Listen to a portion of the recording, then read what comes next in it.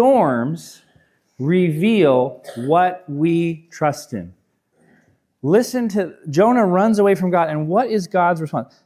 Verse 4, the Lord threw a great wind onto the sea. Now you're like, well, hey, why did he do that? The author is trying to get us to contrast, there we go. He's trying to get us to contrast that fact with a fact that comes next. What's the fact that comes next?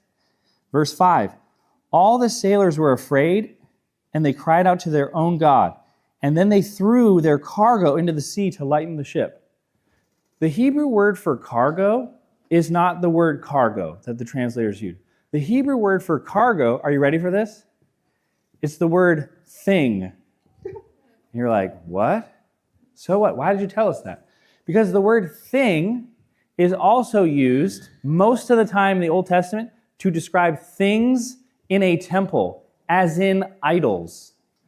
I think, what I believe, I just don't want to lose this. One of my kids, I'm going up, he's like, don't lose my paper airplane. Some of you are looking at me like I'm going to throw this at you. I'm going to put that down. Here's what happens. The Lord throws a storm, and then the sailors throw their idols overboard. What's going on here? Storms reveal what we trust in. Jonah does not want to go to people he sees as other, pagans. He goes to the other.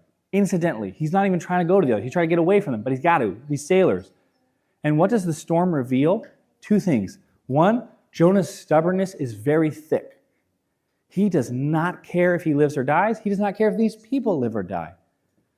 But the sailors, their faith in their idols is very thin. They cry out to their idols. It doesn't work, so they throw them overboard. Like, well, we need to lighten the load. Get rid of these things. They're useless. This is a wild thing about grace. This is a wild thing about grace. The people we write off as lost causes often surprise us. The people we write off as lost causes often surprise us. And this is a narrative that runs through the biblical story. In the ancient world, the older son is supposed to inherit everything. What happens all the time in the biblical story? The younger son. Jonah, he's righteous. He's a prophet. He hears from God. He's close. He's got connections. But who here is spiritually curious and calling out to God? The sailors. Who here is acting righteously? Is it the guy that's in the boat asleep, couldn't care less about his neighbors? Or is it the sailors who have learned, wow, it's totally your fault that we're in this predicament and we want to help you. Let's row to shore. This is the wild thing about grace. Storms reveal what we trust in. And they also reveal we may not have the best perspective on what's going on.